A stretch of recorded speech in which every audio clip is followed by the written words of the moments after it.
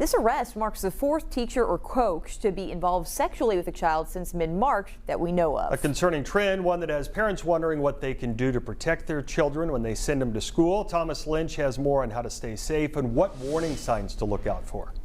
It can happen anywhere. A liberal teacher now charged with 35 counts of sex crimes with a minor. It marks 4 different teachers and coaches throughout the state of Kansas accused of preying on children since March. We do see quite a bit of grooming that happens in a lot of these circumstances. But what are signs of grooming? What should a child look out for? Child sexual abuse and grooming behaviors show up differently than any other kind of abuse. Tess Sanford Ramirez with Protecting Kansas Children from Sexual Predators says to look out for a teacher giving a child special attention, messaging them outside of school, or offering personal favors. Kid leans on them and then they act like they're their best friend or some other kind of support, and they use that to take advantage of them. Diana Shun with the Child Advocacy Center says that a change in your children's habits and behavior can also be an indicator that something is wrong, and to monitor their social media usage. We wish that everyone had the best intentions for our children, but that's unfortunately not the world we're living in.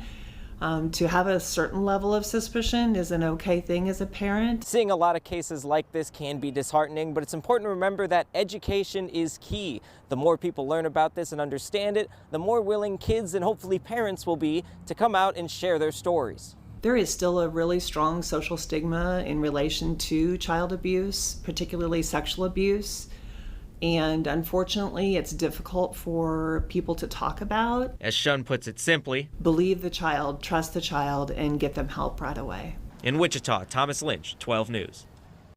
According to Protecting Kansas Children from Sexual Predators, more than 54% of kids tell a peer when something like this happens. Encourage your child to continue to speak up until someone listens.